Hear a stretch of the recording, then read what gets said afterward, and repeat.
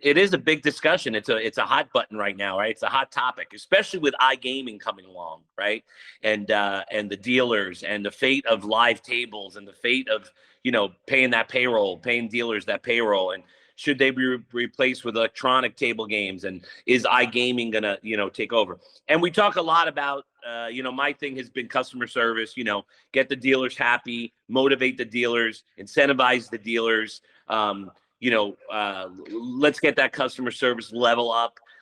We talk about iGaming has no experience, right? There's no touching of the cards or touching of the chips, which I disagree with. Young kids, my son doesn't remember walking around Blockbuster, right? Therefore, he still streams all his movies, right? Because he doesn't. So if they've never touched the cards and they've never touched the chips, there's no missing that experience. We abandoned table games. PD and marketing. I think that we did that, in the late 90s, I guess, or early 90s rather. That slot machine turn, that big push for the slot machine, and the cards came online and the ratings. And listen, there's no better investment than a slot machine, right? We all know that. You'll never make as much money on a slot machine as you will on a blackjack table. I get it. Theo's lower on the table games because it's a quick loss, right? Quick loss, and then there's no Theo.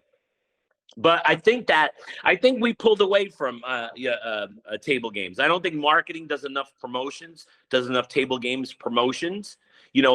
Think about all the promotions you've seen in your travels, let alone my travels, for boats and ATVs and gas cards, and you win all this stuff by points. You win all this stuff by playing slots. And it's always slot players that go, and that's very attractive to slot players. The tier system is very attractive for slot players. Table games players, not so much, right? For them, it's not about being rated or. So that's the first step. I think we walked away from promoting and promotions of table games and celebrating table games and marketing.